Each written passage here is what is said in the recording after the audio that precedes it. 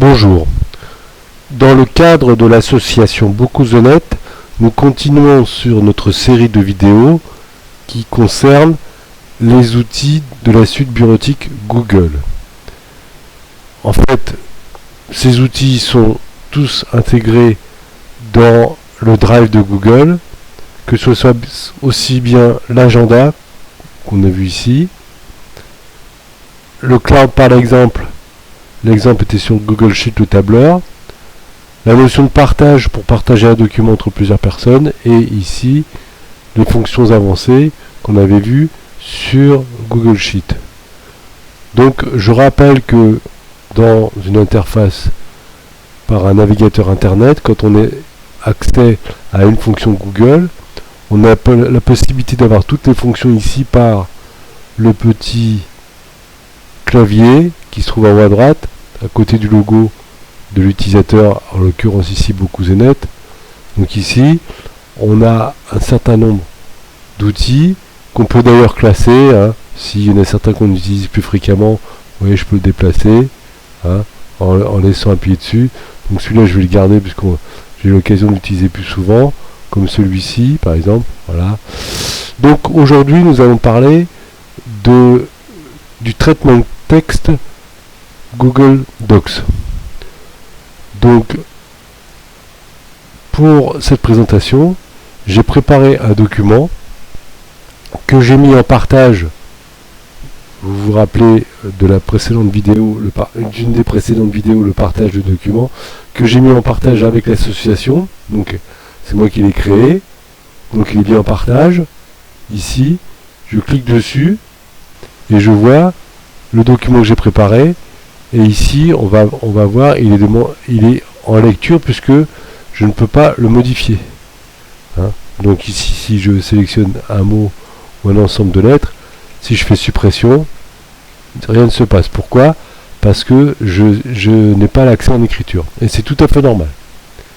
C'est la notion de partage. Voilà. Donc c'est bien la vérification que quand on partage un fichier en lecture, le destinataire ne peut pas le modifier.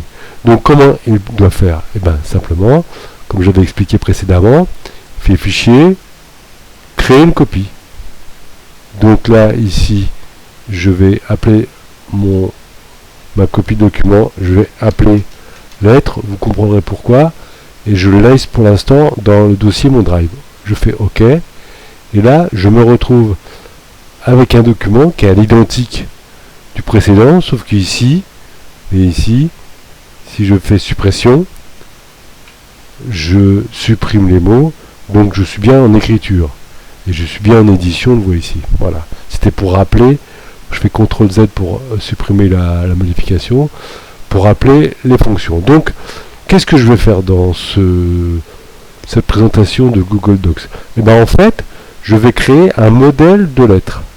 Un modèle de lettres qui va me permettre, à chaque fois que j'écris à quelqu'un, ou à une administration ou un établissement, d'écrire sous le même format à tout le monde.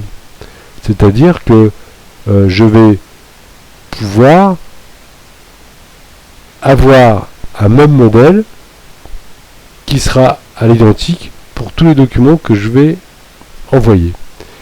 Pour ce faire, j'ai donc préparé ici la méthode pour créer un document, bien sûr, sous Google Docs, mais surtout pour créer un modèle.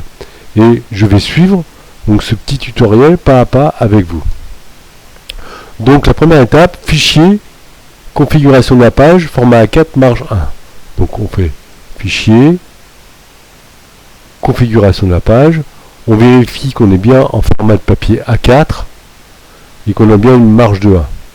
Il arrive parfois qu'on soit sur un autre format de papier, letter, etc., ou qu'on ait précédemment modifié des éléments, mais là pour le coup, mes valeurs étaient bonnes.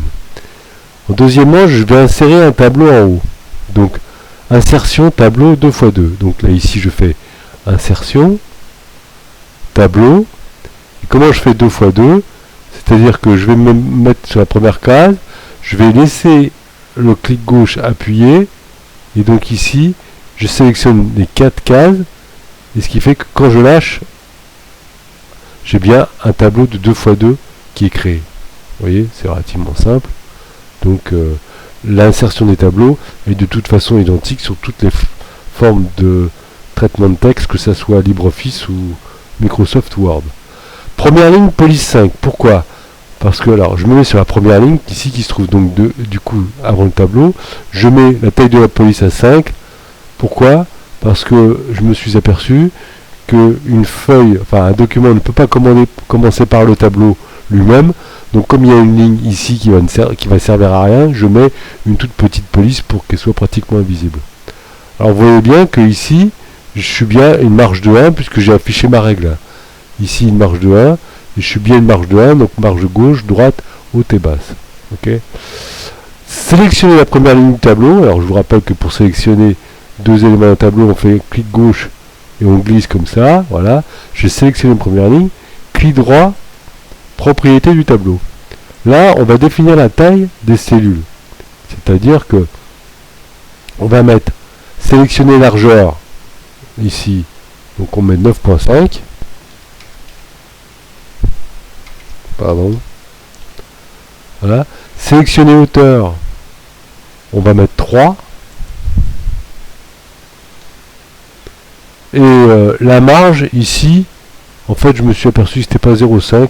Bon, il valait mieux mettre 0,3. Bon, c'est indicatif, mais je vous expliquerai pourquoi après. Donc 0,3 et je mets OK.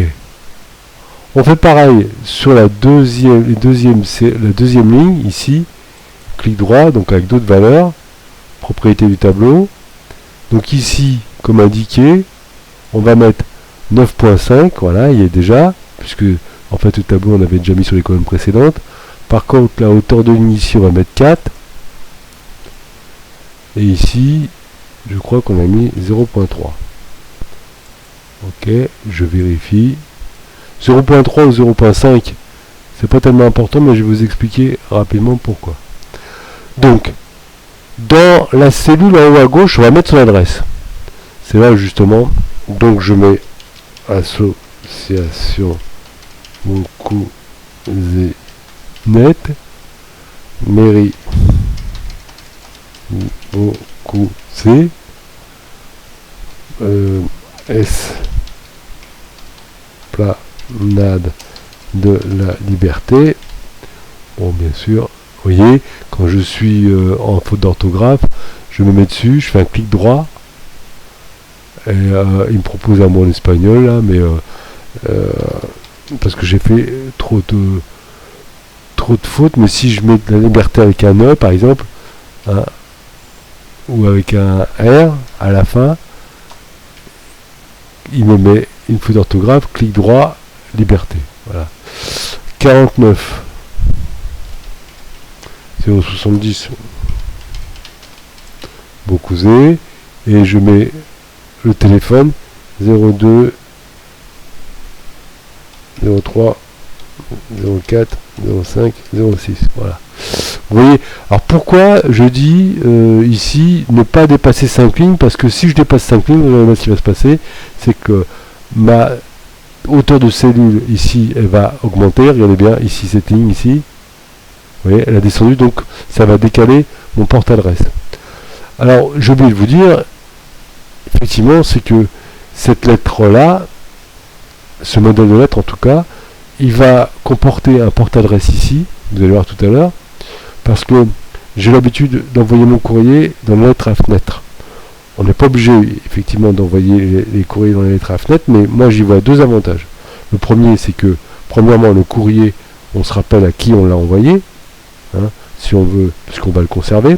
Et deuxièmement, si on envoie ce courrier soit par une lettre recommandée, soit par une lettre suivie, et bien comme l'adresse se trouve sur la feuille et non pas sur l'enveloppe, la personne qui l'a reçue ne pourra pas dire qu'il n'y avait rien dans l'enveloppe, puisque de toute façon l'adresse est sur la lettre elle-même.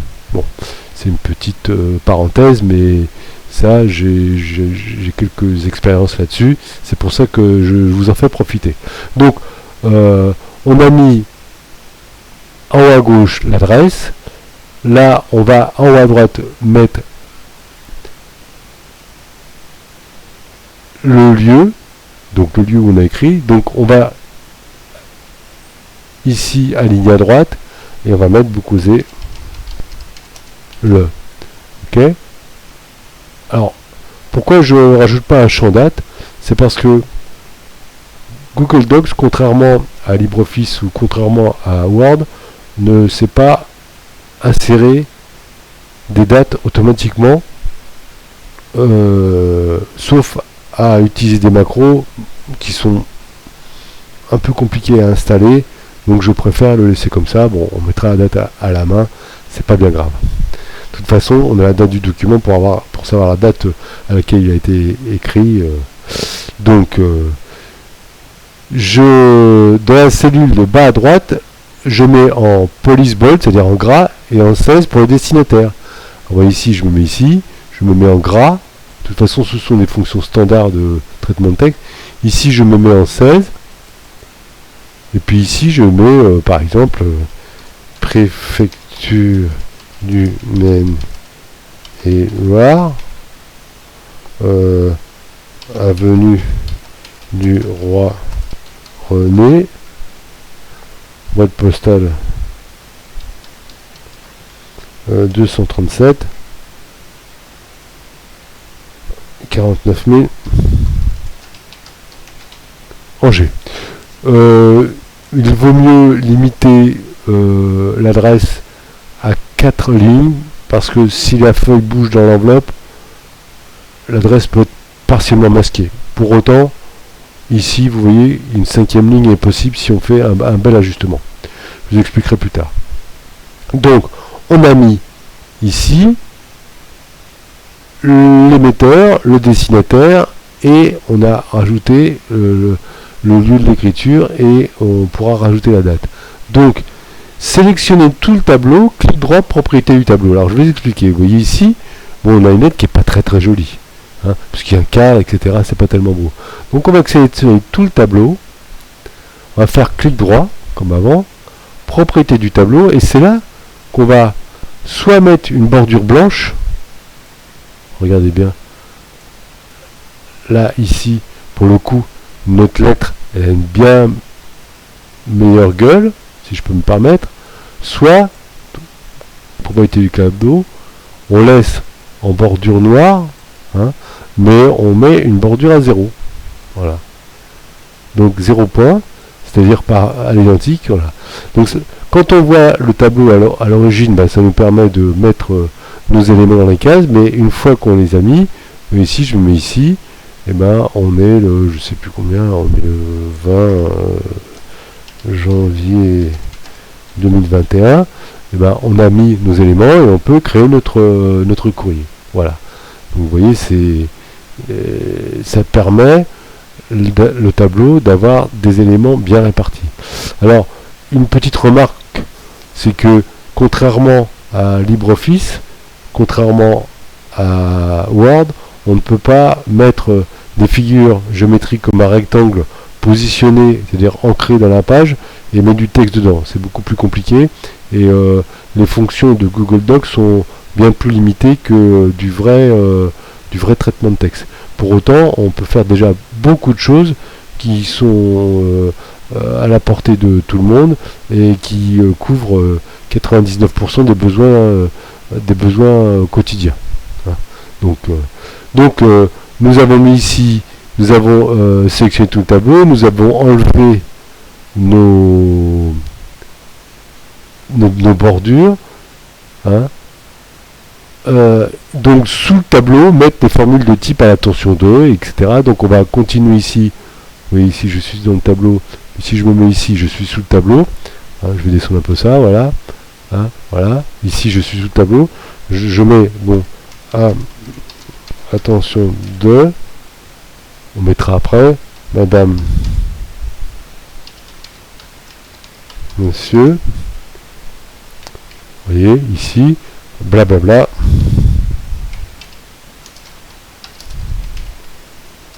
Salutations. Et puis le président. Voilà. Donc là, ça va être la forme de notre texte à l'intérieur de la lettre. Attention de la personne à qui vous allez envoyer. Madame, monsieur, vous rayez éventuellement le genre si jamais vous connaissez, enfin un des deux plutôt, si jamais vous connaissez le genre de la personne à qui vous l'envoyez, blablabla, ça va être votre texte, salutations, le président vous a laissé un espace pour votre signature. Donc c'est tout bête. Hein. Mettre un avertissement, vous allez voir tout à l'heure pourquoi, mettre un avertissement qu'il faut faire une copie quand on utilise ce modèle. Alors, je rappelle un truc très important, c'est que comme on est dans le cloud, si jamais vous utilisez un modèle de lettres, les modèles dans Google Docs n'existent pas en tant que modèle personnel. Je vous montrerai à la fin pour utiliser des modèles de Google Docs, mais on ne peut pas, quand on a une version gratuite, utiliser des modèles personnels. Donc là, c'est en fait un artifice que je vous montre pour utiliser un modèle. Donc ici, pour éviter de modifier le modèle lui-même, c'est-à-dire qu'on mettrait une lettre dessus, donc je prends ici, je fais un CTRL-C, hein, mais je me remets ici, je mets cet avertissement ici, en plein milieu, CTRL-V.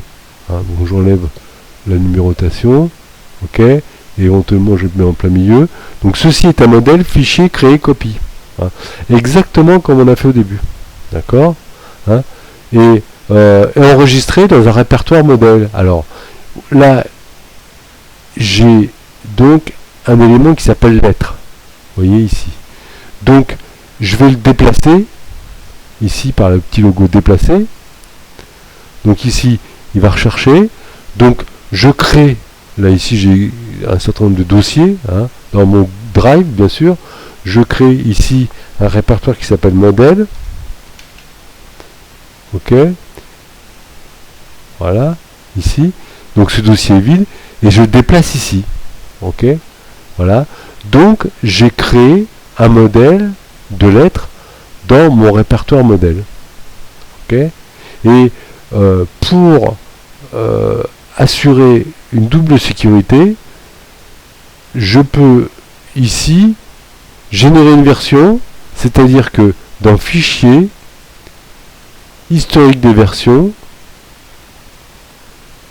nommer la version actuelle, je pourrais la nommer une fois que j'aurai terminé mes modifications. Alors pour ce faire, je vais commencer par enlever tout mon explication ici, donc je fais suppression, ok, donc là comme j'étais, je me mets ici, donc j'enlève ici, je me mets ici, voilà, là j'ai ma lettre qui est toute prête, donc la prochaine fois quand j'ouvrirai je prendrai ça comme ça.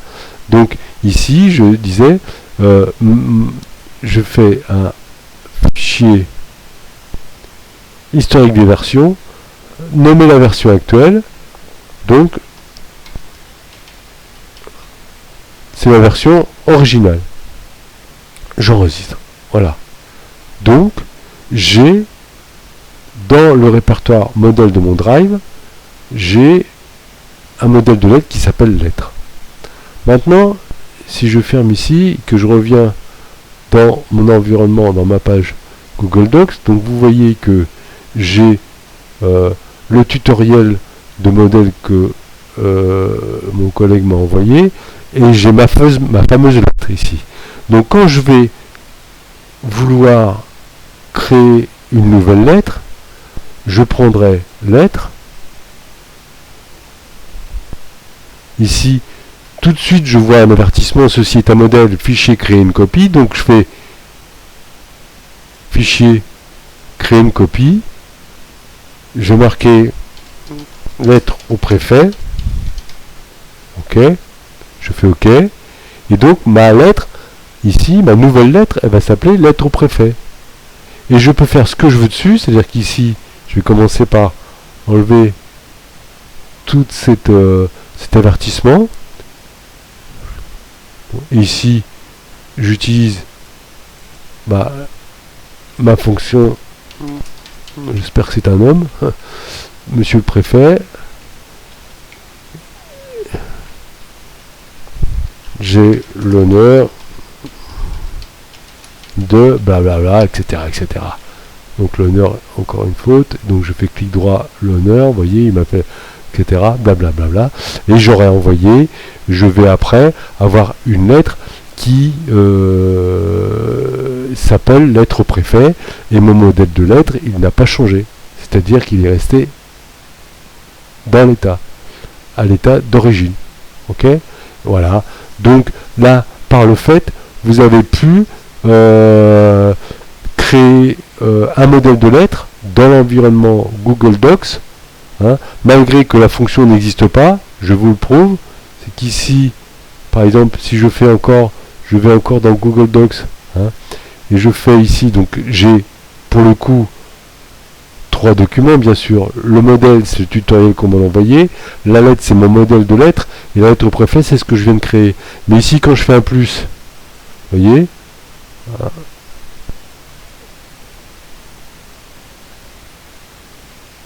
Pardon, je suis allé un peu vite. Je reviens.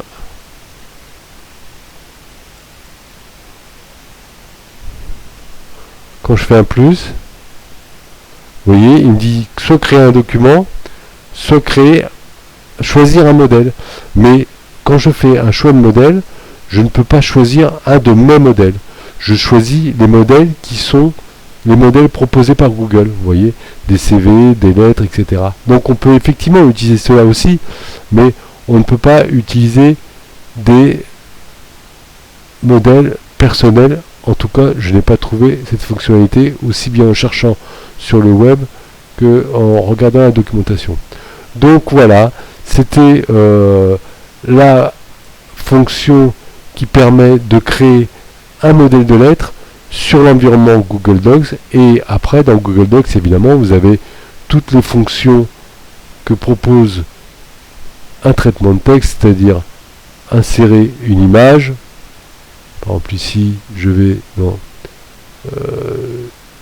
voilà, je sers cette image là. Après, on peut dire voilà, cette image elle est toute seule, etc. Il y a du texte à côté, on peut faire ce qu'on veut. On peut insérer des tableaux des matières, des tableaux, des dessins, des graphiques, enfin plein de choses. Mais je pense que dans un courrier standard, ce sont des fonctions qui sont relativement peu utilisées. Moi, ce que j'utilise surtout, c'est la fonction tableau. Hein, si éventuellement je veux mettre un tableau quelque part, hein, vous voyez. Donc c'est ça qui me sert, mais pas plus. Voilà. Donc j'espère que cette petite vidéo dans cette série qui va être complétée vous sera utile. Hein. Je rappelle que ces fonctions de modèle existent de manière beaucoup plus complète sur l'environnement LibreOffice et sur l'environnement Microsoft Word, mais en tout cas sur la suite Google, en particulier avec Google Docs, on peut faire déjà des courriers ou des documents très intéressants qui suffisent très largement, à mon sens, pour les besoins du quotidien. Hein, avec cette petite particularité, puisque moi je mets l'adresse ici, comme ça au moins je sais à qui je l'ai envoyé, quand je l'ai envoyé, avec la date, à qui je l'ai envoyé, j'ai l'adresse complète si jamais la personne a changé d'adresse ou si je me rappelle pas l'adresse. Voilà, j'espère que cette vidéo vous sera utile. Je vous rappelle que sur la chaîne YouTube, vous pouvez vous abonner. Ah oui, je voulais aussi simplement vous montrer le résultat. Donc ici, je crois que j'ai fait, voilà, ici, on a ici un petit modèle. Donc on voit comment j'ai laissé les bordures du cadre pour vous montrer ce que ça donne. Donc ici, j'ai scanné une enveloppe à fenêtre dans laquelle j'ai l'adresse du destinataire et on voit que c'est très propre. Hein. C'est très propre, c'est très intéressant. Donc on est la lettre A4 est pliée en 3 et on a quelque chose de très professionnel et au moins ça risque pas de glisser puisque j'ai pris des marges qui sont suffisantes pour que l'adresse reste bien dans le cadre. Ok, donc voilà. Écoutez, je reviens sur mon ordinateur ici. J'espère que cette petite vidéo vous sera bien utile et je pense avoir fait un tour, un survol en tout cas de tout ce qui concerne la suite Google dans l'environnement bureautique. Hein. Je vous rappelle évidemment que ici, sur ce petit damier, vous avez tous les outils Google.